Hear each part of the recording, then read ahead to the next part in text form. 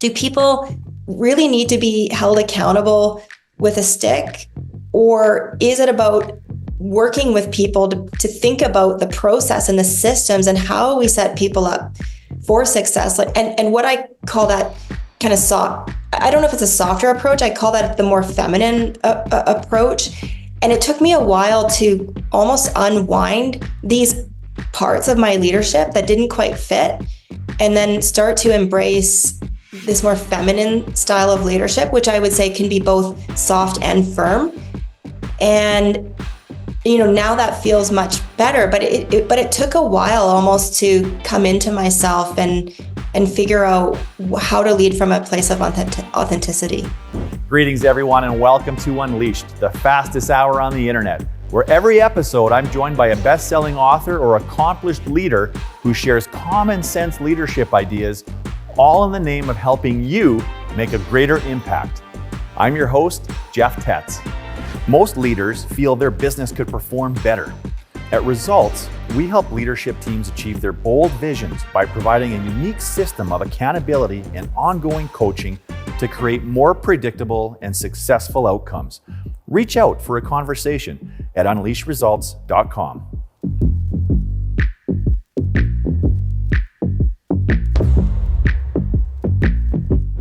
How do you turn a small soap company in a tiny town in the Rocky Mountains into a major player across the country with multiple stores and hundreds of employees? That's the focus of today's conversation with Rocky Mountain Soap Company CEO Karina Birch. Throughout her professional career, Karina has demonstrated exceptional leadership, strategic thinking, and an ability to navigate rapid growth. Over 24 years as co-owner and CEO, Karina has built Rocky Mountain Soap into a successful, nationally recognized brand with 12 retail locations and a 25,000 square foot workshop in Canmore, Alberta. She has a proven track record of developing and implementing effective solutions in challenging situations and a passion for nature and the outdoors. Rocky Mountain Soap has been included in the Profit 100 and Alberta Ventures fastest growing companies. Karina has been honored as a female entrepreneur on the W100 list, a Fierce Woman of Influence, and AWE's Celebration of Achievement Award. She also completed Harvard Business School's Owner-President Management Program, the OPM. Karina, welcome to Unleashed. Thank you. I'm excited to be here. Well, and I'm really looking forward to this conversation. I've enjoyed your brand for a long time. I think I've been addicted to the lemongrass soap for as long as I can remember. You can't go into a room in my house without finding a dispenser of it. So I live by that stuff, and just a huge admirer of you and your brand and what you've created. So I'm really looking forward to kind of digging into how you built it. So thanks for making time to be here. Well, I'm truly honored and excited to see where the conversation goes. So, and I know you have, you're across the country now, you've got 12 stores and counting, you've got over 230 employees. But I was really curious to know about the early years of Karina. Were there signs in your childhood that entrepreneurialism was in your future? I mean, looking back and at the time, it wasn't obvious. I mean, we didn't come on either side of the family. I mean, other than both my parents came from farming families, which is arguably entrepreneurial. No, it wasn't obvious. I think it never seemed like something attainable. Maybe I had a glimpse of it, but no, I have to say, I became an entrepreneur by accident. And even though I have a business degree and I ended up gravitating to the entrepreneurial courses, for some reason, my mind never went there. So it wasn't anything planned. It was just the natural, out of necessity, journey where I ended up, having a business, I would say. And you moved to Canmore like right after you graduated university. And if I'm sort of recalling correctly, you've never really had a boss since you finished university, because you got into consulting right away. Tell us a little bit about that.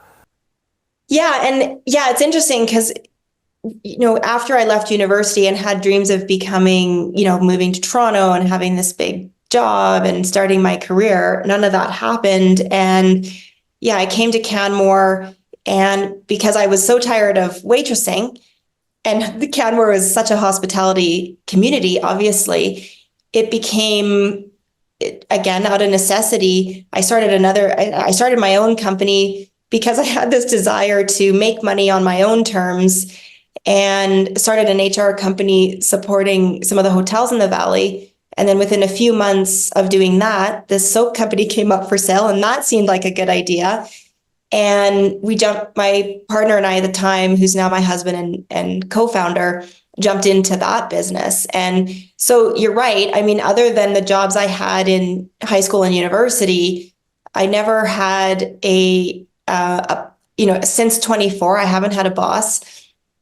And I think that, so I've never had a clear picture of what a business leader looks like. I've never worked for a CEO or a real business leader. So for me, I really had to look outside, outside of the company for that mentorship.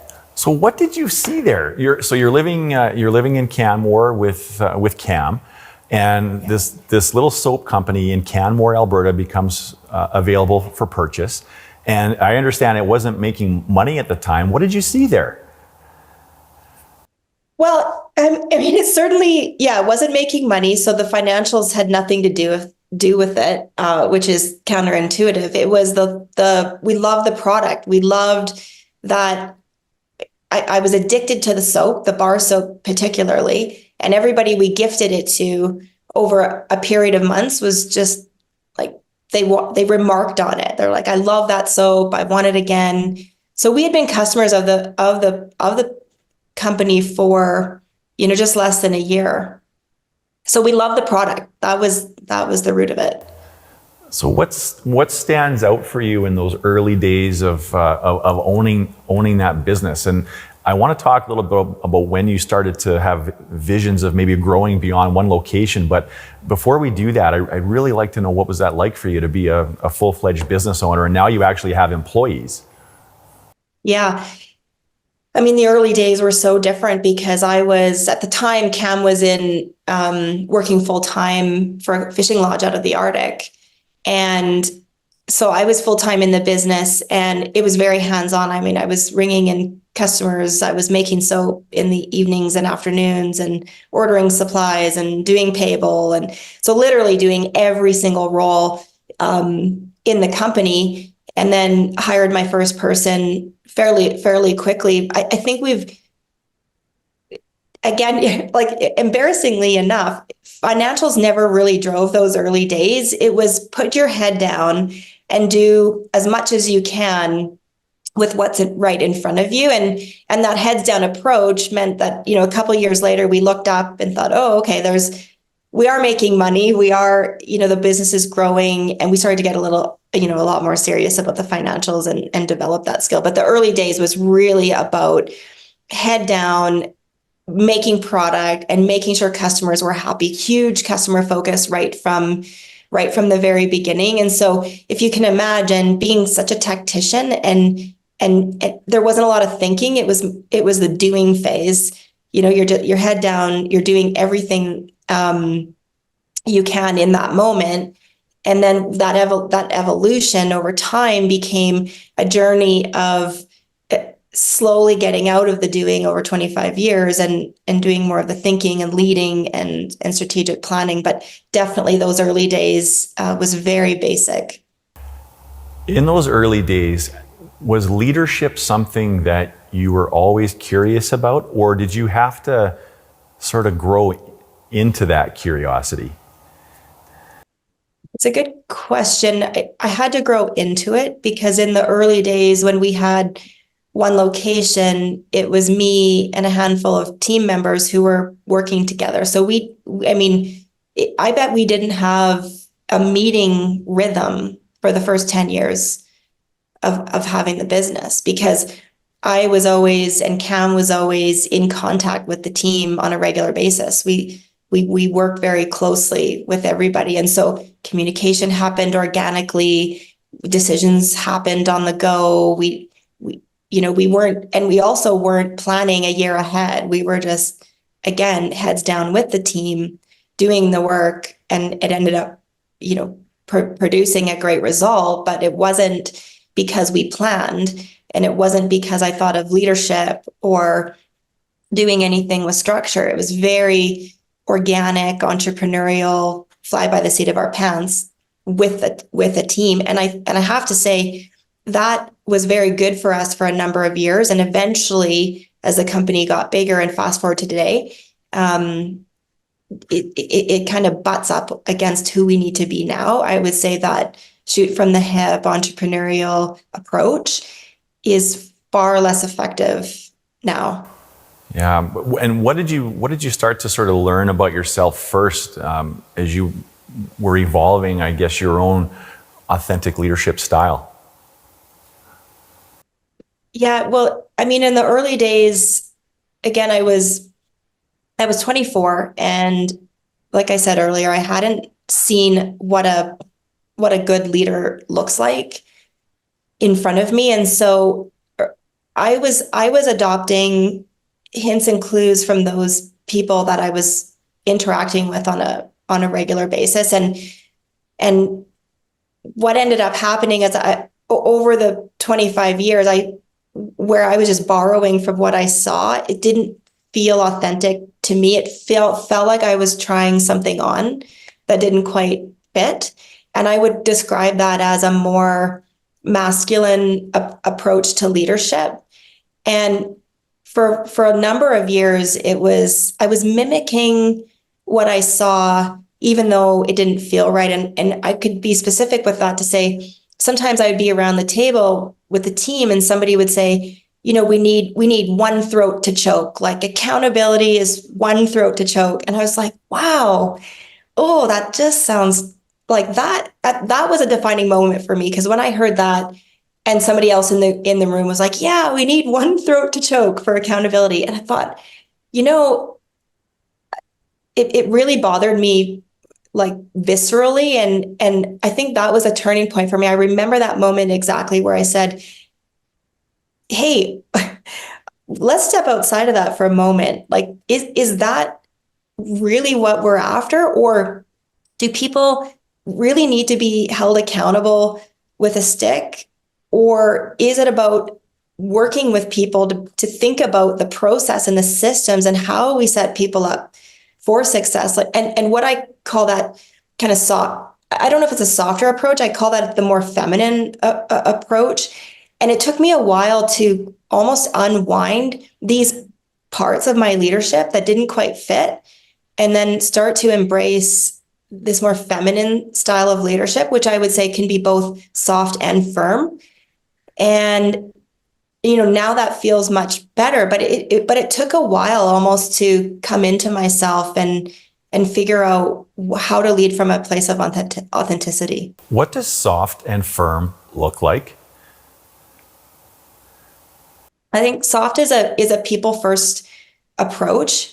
It is recognizing that as much as KPIs help us with visibility and goal setting and clarity, that it can't be the start and the end.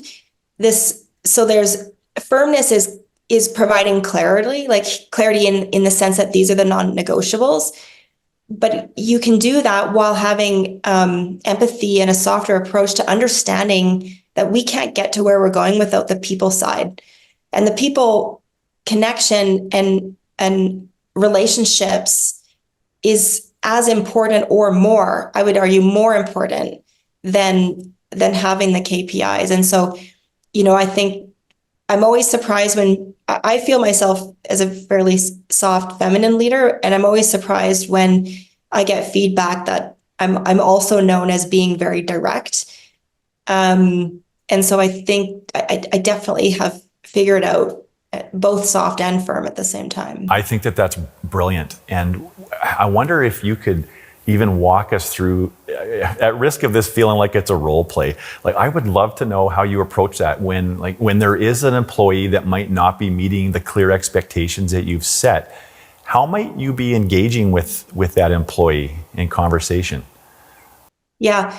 Yeah, I have lots of examples, but the first one that comes to mind would be, let's say a project's not going as planned or something wasn't done on time, or maybe so something's not right, and I have to now jump in as a leader and figure out how to get this unstuck working through people. So my first approach would be, hey, I'm observing, and be very, very direct and clear. So, hey, Jeff, I'm observing that this project feels like it's not on track.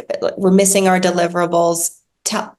What are you seeing? And then I'm planting the seed. I like to be very clear. Here's what I'm observing. And then I like to move into questions. So is that what you see as well? Tell me what you're observing.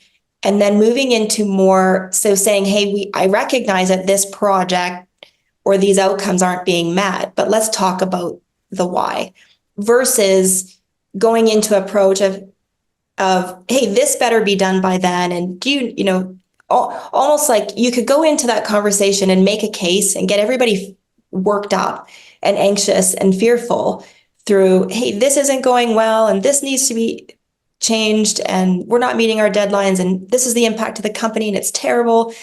So going into saying, hey, here's what I observed, clearly planting that on the table, and then turning it around and getting perspective, like being willing to hear what is actually happening behind the scenes.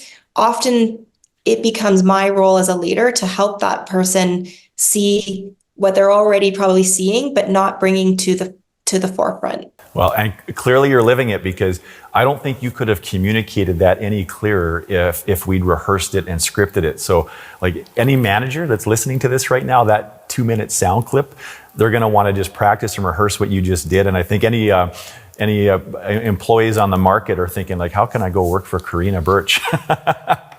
That's awesome. Hey, I'm interested too, Karina, in when you started to have these realizations that this more masculine leadership style wasn't working for you, because I think quite often it's consequences of seeing how other people are reacting to us that cause us to change. And I wonder, what were you seeing and noticing that caused you to actually make such a sizable shift in your philosophy? I would say it was less external, because I felt like wearing that masculine approach helped me fit in.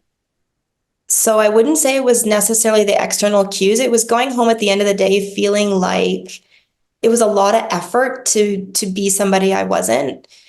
And it just, that disingenuousness was taking a lot of energy, and I was exhausted. And I just kept sitting with the idea that what would it be like to come home at the end of the day and not have an empty tank? And why is that happening? And, it took some time and lots of reflection and kind of discovery and playing with some things to get to that point. But for sure, if I feel like I am myself, then at the end of the day, I feel wholesome, and I feel energized rather than exhausted. Were there any differences that you noticed being a female business owner versus what a male business owner might experience? I mean, I can only kind of go from my perspective of what I think it's like to be a man in business, but I would say it has been my experience that in order to feel like I've earned a seat at the table, whether that was in my company or at in Entrepreneur's organization that I belonged to for many years, which was amazing, largely around male leaders. I worked harder than anybody in order to prove I deserved to be there, and I saw myself. I took things very seriously. I showed up where I needed to be, disciplined, structured, did my homework.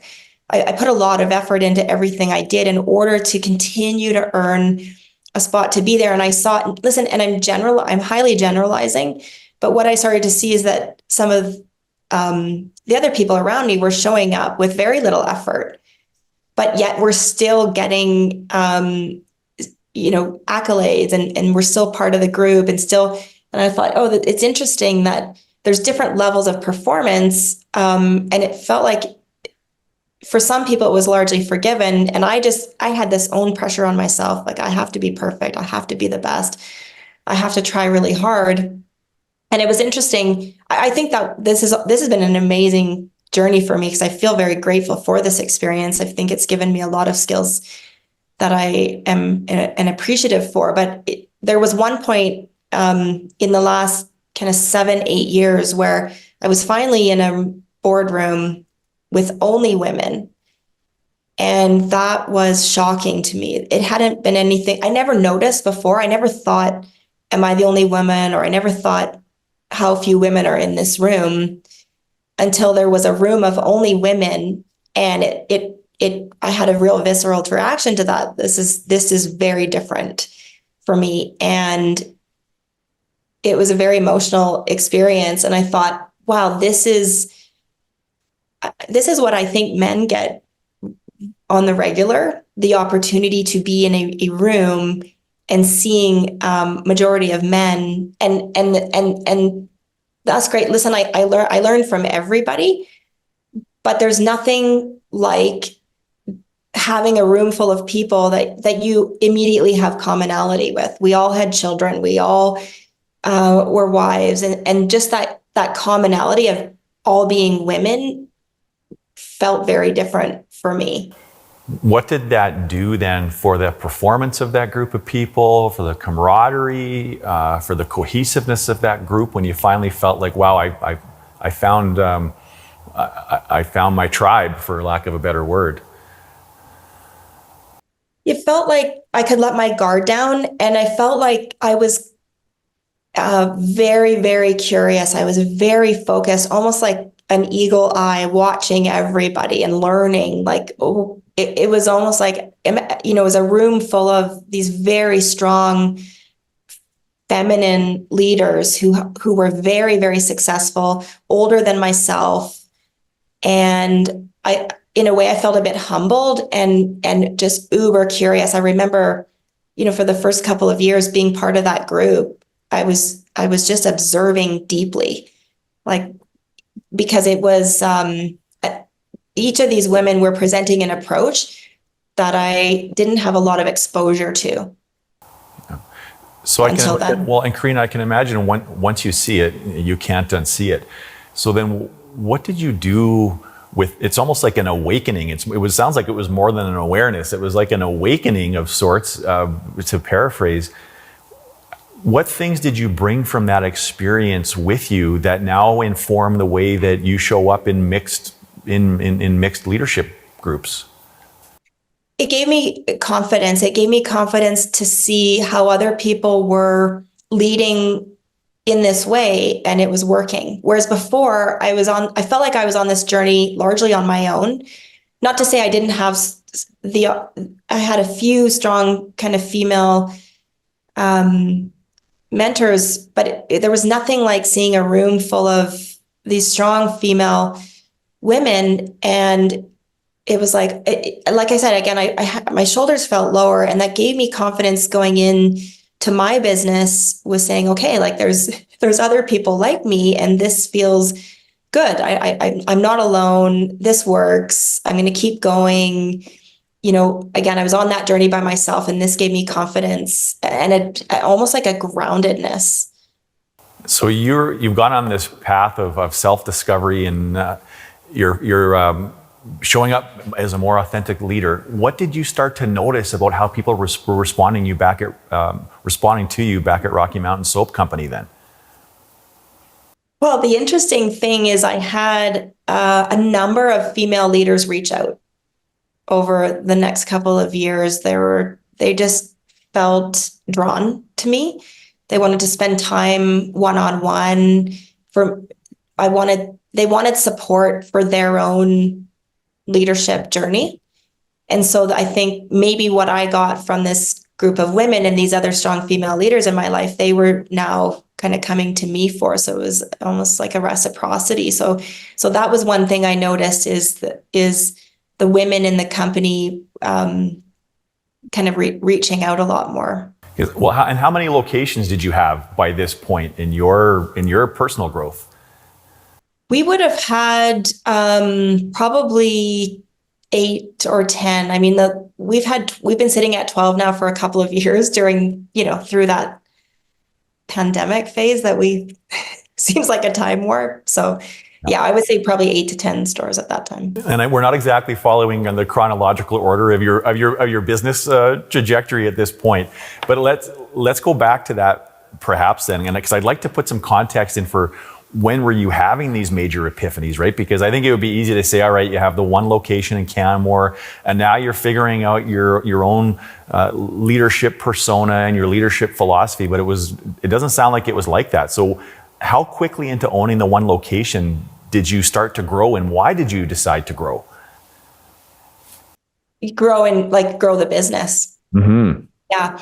So we were always focused on growth because growth meant we could actually take a real paycheck. And so for us in the early days, growth meant we could afford to live and do the things we wanted to do. And so for us, again, very heads down, we looked at the numbers at the end of the year when the accountant, summarized them. And so that was, again, our head down phase. And in those early days, we said yes to everything. So we had one retail store. We opened a second in Banff. So first one was in Canmore, second one was in Banff. And then we said yes to all these wholesale accounts. So we were growing wholesale accounts across the company. We were doing corporate gifting. We basically said yes to everything. And then a couple of years in, this must have been year 4 or 5, where we said, interesting, we now have, hundreds, maybe up to 1,000 wholesale accounts across the country, but our Banff store does as much revenue as all of these accounts. And so we said, well, the retail stores became a bit more interesting for us. And so we opened a third location in West Edmonton Mall. And that was our very first mall location. And that was a big deal because to be in a major center like West Edmonton Mall, that's what we call an A center across Canada. It's one of the best malls in the country. And we were paying the big rent. Now Banff also at the time has big rent. And that seemed to work. We learned early on that, hey, if we pay for a great location, then we're putting ourselves in front of the majority of traffic of people. And that model seems to work well. So that gave us the confidence to go to West Edmonton Mall and pay the big rent and be in front of, all of that traffic. And so the first mall store was very different operating model, different kind of financials. And we took some friends and family who invested in that store.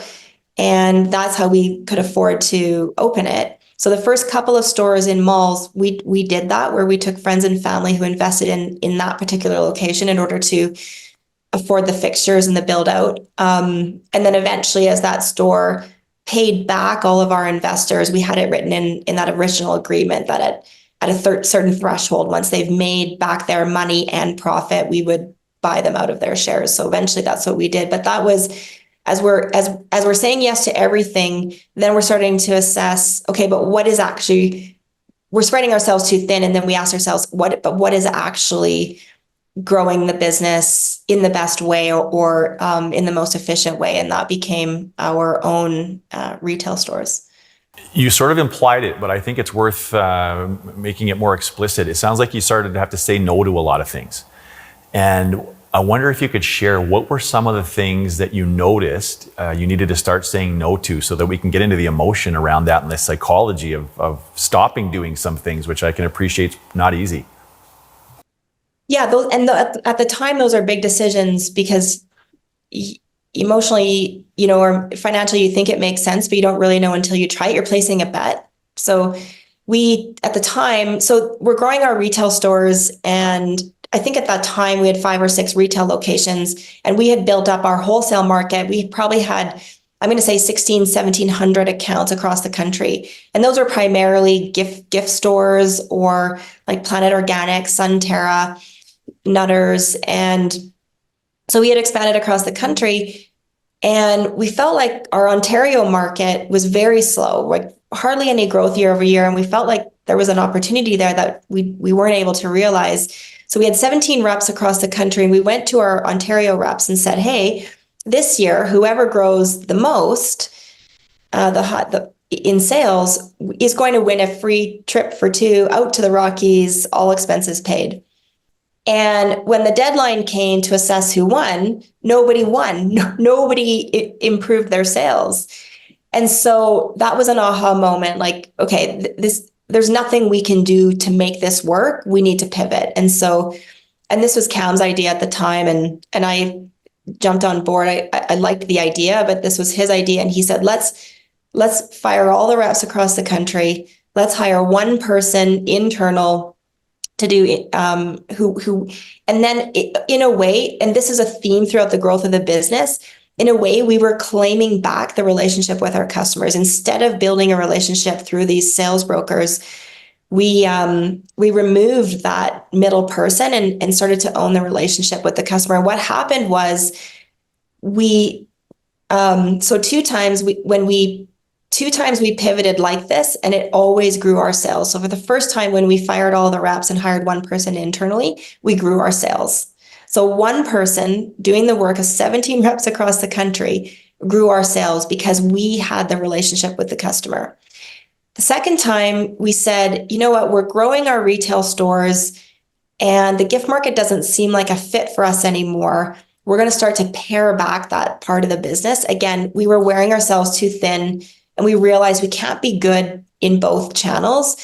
So we pared back from 1,700 accounts to about 200 and grew our sales because we were able to focus. So what was behind that, Karina? Like, I'm trying to understand, like from like a tactical perspective, like what was that one rep doing to create that kind of stickiness with 200 accounts that could far surpass the sales you were doing with dramatically more outlets? I think instead of being order takers and reacting to what the customers needed, we were able to be more proactive. And with 200 accounts, we were able to we selected the accounts that sold the most kind of breadth and depth of our assortment. And so we went big in 200 accounts and said, we're going to give you all of our attention. You're doing well with an assortment. We're going to give you some of our seasonal products, and we're just going to do a really great job providing you with what you need to do to sell the product.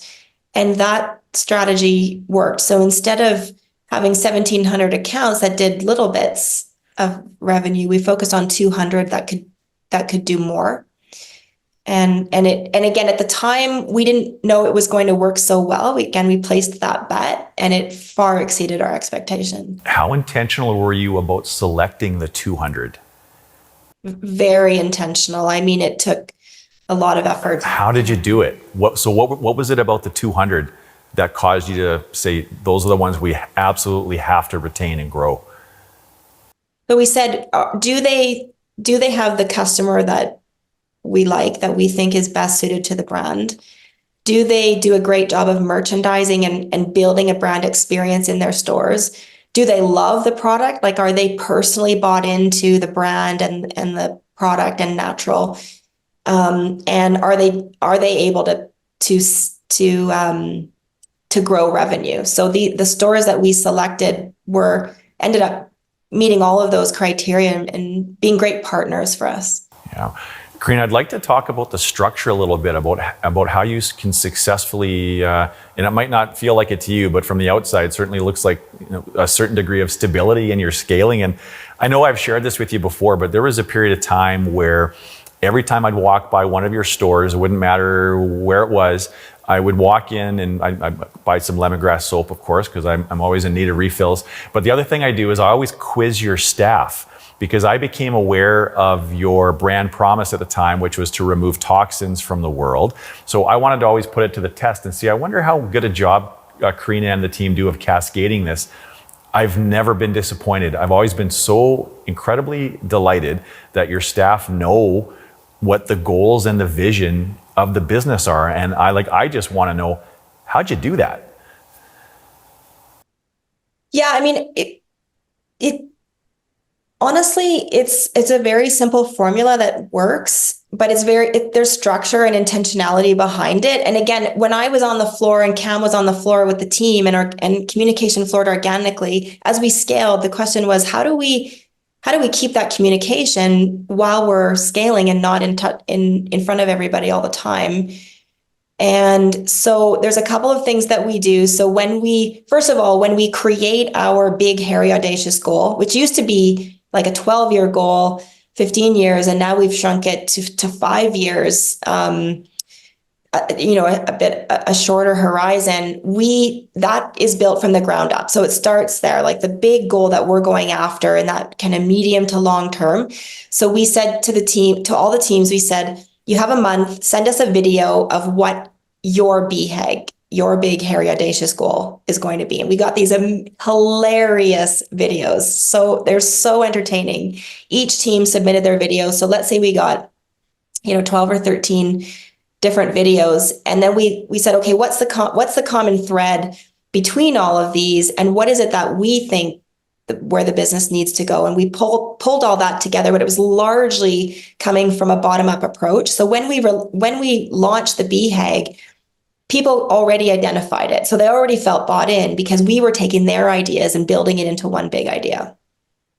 So now you remember, hey, this is the BHAG, and I know because I was part of creating it.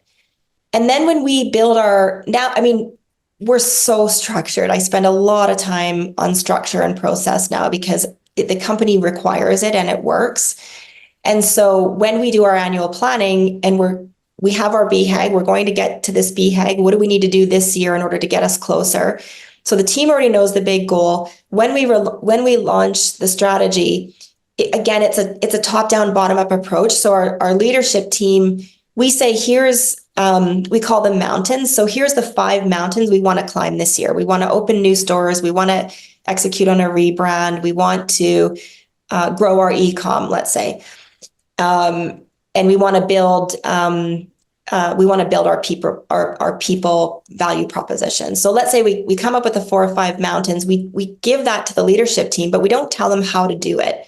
They're saying, okay, if these are the mountains we're going to climb.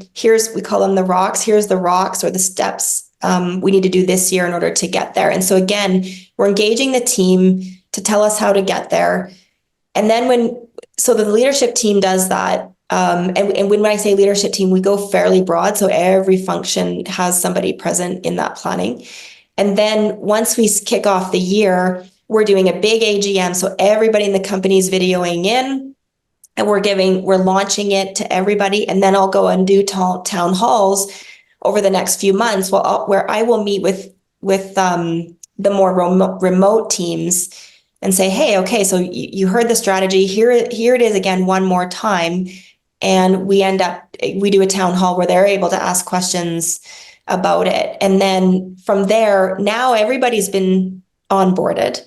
And then from there, when we're talking about progress throughout the year, everybody sees the link to the broader 12-month goals. And so it becomes while we have a lot of this written down, I would say the success isn't in having these documents well articulated in Microsoft. It's about building an oral tradition of constantly talking about what it is we're trying to achieve. Yeah, and Karina, that's wonderful, and this is very tactical. But when the leadership team creates the 5 mountains for the year, then you go on this multi-month, it sounded like, town hall excursion to engage the stores.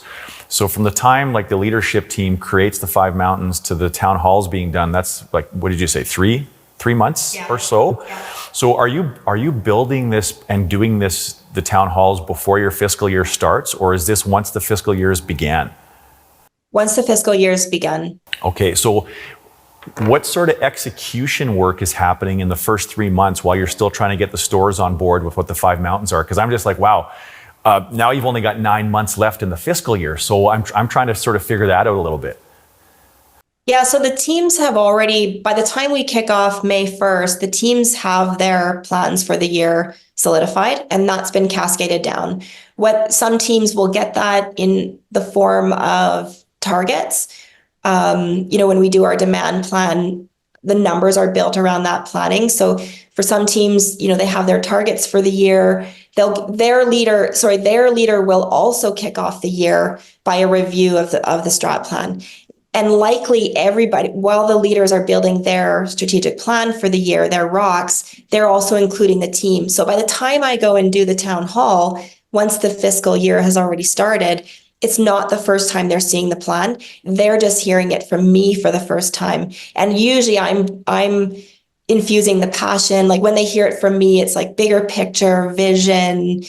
So again, it's not the first, they're already set up structurally for what the year needs to look like and where they need to focus. They've heard it or been part of that planning process with their team, but then they're hearing it from me, kind of from a top-down town hall approach. And when you're going into those town halls, what are some of the things that you're looking for or wanting to hear from your staff?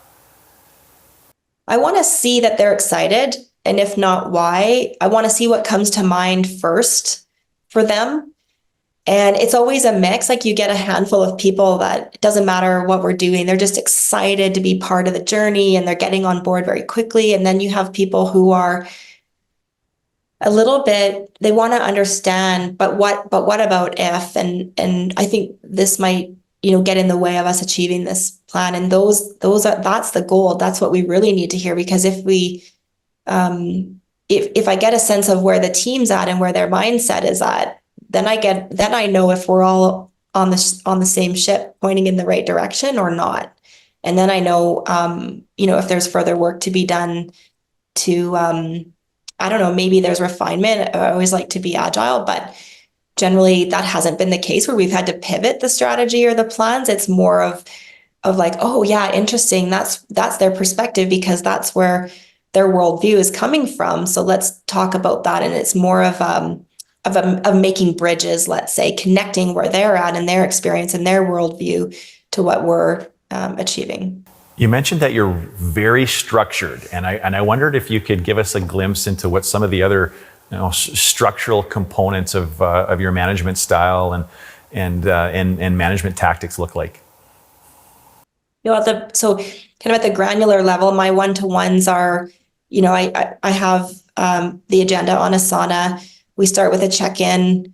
So Jeff, what's your world like these days? Or, where are you at in this moment? So just a quick check-in. Then we move into people. People always first. How's your team?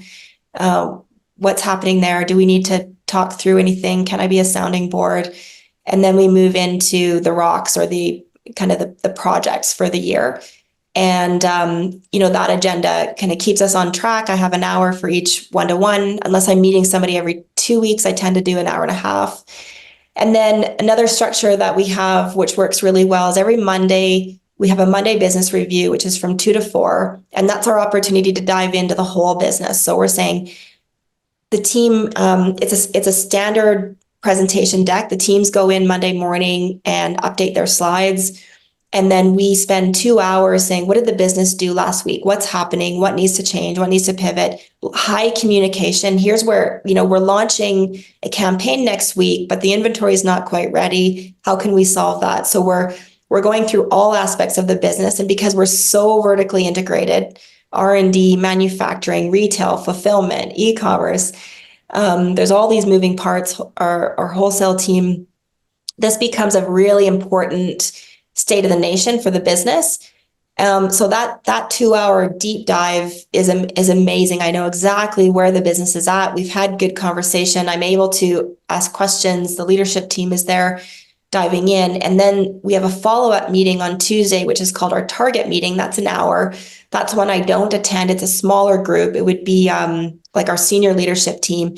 And they're basically cascading all of the to-dos from the Monday business review into the target meeting, and that's the action meeting. That's where they're taking those to-dos and taking those to the finish line. Gotcha. And the structure of your leadership team, you said something interesting to me in some other conversations that we've had, is you feel in the last few years that your executive team is kind of firing on all cylinders. And I think it's an interesting perspective because you've been successful. You've been in business a very long time, and yet it's only in the last few years, which also coincides with like smack dab overlapping a pandemic, that you've got your leadership team to a place where like you're really excited about how it's performing. I wonder if you could elaborate on that a little bit.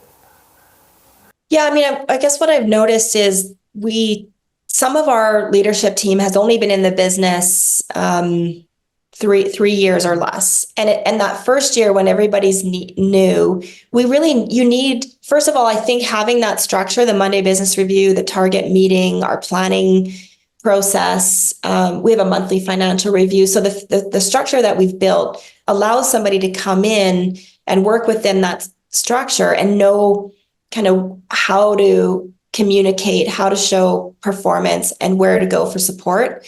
Those meetings provide that structure. But until you've been through, I like to say, 2 annual cycles, you don't quite get to that sense of ease where you're getting to that next level. Like you really need the team to be in place for 2 years plus. And that's what I'm finding right now is, especially with like the executive team, the latest one we brought in actually has only been in the business 6 months, but the other 2 have been in a year and a half and 3 years. And our senior leadership team is getting on, kind of that 2+ year. And so that makes a big difference. And that allows us to then bring up some junior leaders. And then now they're seeing what performance looks like, what leadership looks like. So you're building in that almost like that peer mentorship level, which again makes succession much more possible as well. Yeah, absolutely.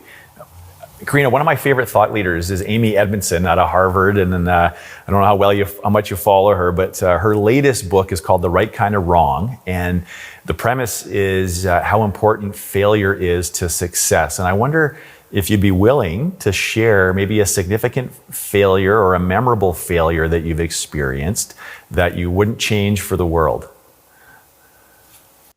Oh my gosh. Well, first of all, there's so many to draw from. Literally we could just do a podcast on all the things that have gone wrong and what we've learned. But the big thing, we've had, 2 big ones in the most recent, and I guess this was 2 years ago, is one, we invested early on in quality. So we built a quality team. I think well before a company of our size would do that, because that was important to us.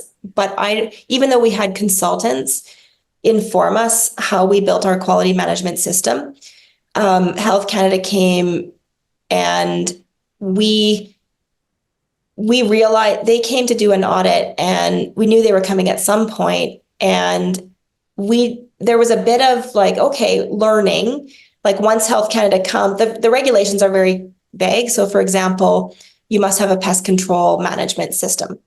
And that's it. It'll just say you must have a pest control management system. So we have one. We have a company that comes, every month to make sure everything's working and signs off and all that. So until Health Canada comes and does an audit, you don't know how they're interpreting the guidelines. So you need these audits in order to improve.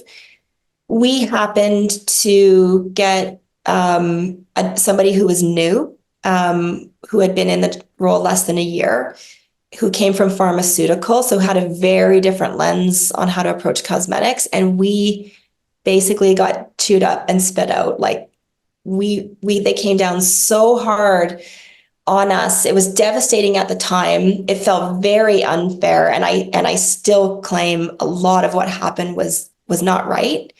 It was not fair, and it didn't accurately portray the quality that we were putting out there. At the same time, they were right on a lot of things in the sense that we could do our paperwork better, and we learned.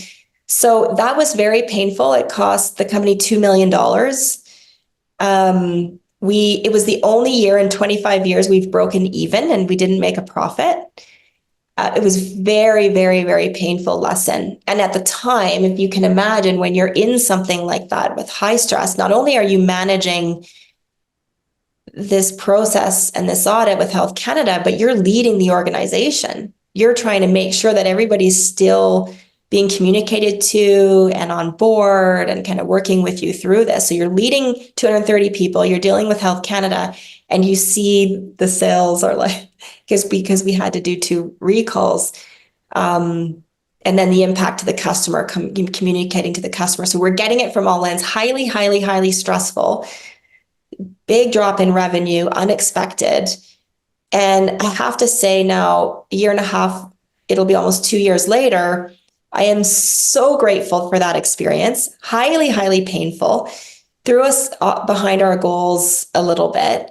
But now I just feel like I'm eyes wide open in terms of what the regulatory environment means for cosmetics. It's only getting stricter. So it has by far made us a much, much stronger company on the regulatory side. You talk about being, you can be soft and hard as a leader. How did that $2 million loss show up on you visibly to your colleagues and employees?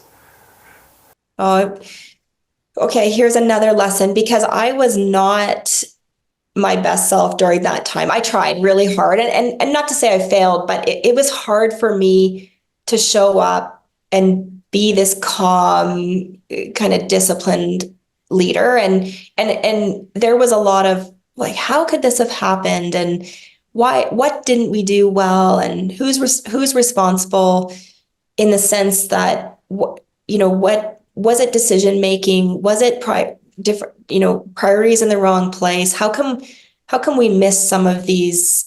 How can we miss some of these gaps? And it was hard not to go to this negative place. And actually, it was another leader in the company, our VP of growth, who reminded me and reminded the whole organization. She stepped up as an amazing leader when I learned so much from her.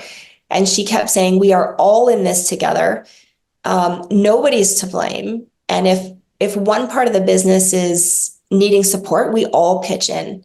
And this became a very foundational learning as an organization on how we approach failure as a company. Because it would have been easy for the retail teams to look at our operations team and say, like, how could you put us in this situation? But they didn't. In fact, our VP of growth did this amazing job of really creating context, a real positive context about what teamwork means when you're in the thick of it and when you're really failing bad. Well, I appreciate you sharing that. That's a level of transparency that we don't always see. So thanks, Karina. I wondered if you could share a little bit about your perspective on the changing landscape of retail. And I've never worked in retail. I read the press clippings and the headlines, and with the emergence of e-commerce and actual retail outlets, maybe not being as relevant as they once were. And then there's other business models that are completely showing us that might not be true, like Sephora, who's obviously in your space. What are you seeing in the world of retail right now? Well, it's interesting because pre-COVID and nationwide, Canadian retailers were seeing the same thing. So we mirrored what the rest of retail in Canada was showing, which was pre-COVID, bricks and mortar. If you had both e-com and bricks and mortar, you were 60% bricks and mortar, 30% online. And then obviously during COVID, for a while, we were 100% online, and then we were, for about a year, 50-50. But it has gone back to not quite 30-60. It's now about, e-commerce is about 35% of our total revenue. So I think that's something all of retail didn't expect. I don't think people expected traffic to come back to the stores in the way they have. Most shopping centers in Canada are back to their pre-COVID traffic levels, and there's a handful of centers that are maybe just 10% off in traffic. So, but there's not a lot of newness coming to Canada right now. A lot of shopping centers are converting retail space into entertainment, food, quick service restaurants, sit-down restaurants in shopping centers are playing a bigger role. A lot of shopping centers are bringing in Palladium, like movie theaters, VIP entertainment, gyms, Good Life Fitness, etc. So you're seeing a bit of a rounding out, especially because we saw Sears and Target and some of these big Nordstrom, we saw these big box retailers exit these malls. And so they're having to almost pivot to a different type of shopping center, which is largely driven on entertainment. And all of that is bringing traffic back to the malls. the shopping centers in Canada are run by very big companies who are very sharp on financials, and so they will do whatever it takes to keep the malls alive. They're going to put the customer at the center and build experiences around that. So what we're seeing is actually growth in bricks and mortar and growth in e-com. And I would say that our biggest opportunity is figuring out what an e-commerce play looks like, because historically we know how to grow bricks and mortar. We're learning how to grow e-commerce. I think if we can do a good job, we can get to a 50-50 split in the next few years. But we're very excited about physical retail still. You and I have talked a lot about your BHAG, and as successful as you've been, as much as you've grown, what's the most compelling part of your business right now? Like what really drives and motivates you at this stage of your career, Karina? I feel like I've had this vision for the company that's never been fully realized. And that is like at the core driving me to continue to push the business forward. I think when we started to bring in talent who could take the vision and translate that into a visual experience to improve the brand, that's what's got me really excited right now. I think I finally have the team who's able to translate the vision into a customer experience. That's not my skill, like knowing how to take the vision and translate that into a visual brand. So there's a lot of newness coming in the next 12 to 18 months that we've been working on for the last 2.5 years. And I'm really excited I feel like finally that vision I've been striving for will face the customer in the next little while here. Something else I found really intriguing about you is you bring a lot of, I would say, spirituality into the workplace. And you shared with me that you have meditation in some of your meetings. You've brought this more feminine style of leadership into the business. And yet it doesn't sound to me like you spend very much time reflecting on your accomplishments and your own achievements. And I just thought that struck me as a surprise. And I wondered if you could share your thoughts on that. It's a great point. And it's true. It's hard for me to give myself a pat on the back. It feels like my default is to focus on like the work in front of me and not kind of the successes we've had to date. I think the positive, the pro of that is that we're constantly striving, improving, and bettering the business. The negative of that is I think the team doesn't always get my recognition the way they should. And we're not pausing to stop and celebrate as much as we should. We once a year we'll do a big ski day and have a lot of fun as a team. And that's our chance to kind of let our hair down and celebrate our wins. But other than that, I think that trait of being focused on what's next does have an impact on the team so I have to work at that. It's not my default. And you're right, like the meditation side is more of a self-leadership. And I think what you're talking about, like recognizing our successes and celebrating that, whether that's individually or as a team, is about leading others and leading the business. And so I spend a lot of time on self-leadership, but there's this other piece that definitely needs a little bit more work, which is recognizing our successes for sure. Karina, you've shared so much with me today. I can't wait for the audience to be able to have a chance to hear this. You've shared tactics, strategic thinking. You've been vulnerable. You've shared some of the early days. You've shared some of your leadership philosophy with us. Got very personal. I wonder one final point for anybody listening to this conversation today. What gift would you like to leave the audience? I mean, listen, I feel like a thread that I've taken with me, having my own business at 24 with virtually no experience, there's so much value in naivety, like not knowing how to get there or not knowing what the outcome is going to look like, and just jumping in allows you, when you're not the expert and you don't know it all, and when you can come from a place of naivety, that is when you are the most responsive, the most able to learn, you're the most curious. And I think that is gold. Like, that is absolutely gold. If you're not afraid of being naive, you will succeed. You will be a winner. That is the secret. What a beautiful way to end this conversation. It sounds like you've made business an adventure, which I shouldn't be surprised, because if anybody knows anything about where you live in Canmore, Alberta, surrounded by some of the most breathtaking mountains in the world, life sounds joyful, and like it really is an adventure for you, Karina. I can't thank you enough for being here. I have learned a ton from this discussion, and I feel like we're only scratching the surface, but thank you so much for joining me today. Oh, it's been such a pleasure. Thank you so much, Jeff. I'm feeling good about the business. I'm going to go home and celebrate. No, this is great. Thank you for the time to go through the history and the learnings. It's been great. Yeah, absolutely my pleasure. Can't wait to see you again. And everybody, thank you for joining us for this conversation. Until next time, be well. If you enjoyed this episode and found it helpful, don't forget to give us a 5-star rating and subscribe to our YouTube channel or wherever your favorite podcasts are found. And if you're part of a leadership team and you just know that your organization is capable of even better performance, please reach out to us at unleashresults.com for a conversation and to learn more about how we might help unleash the potential of your team and organization.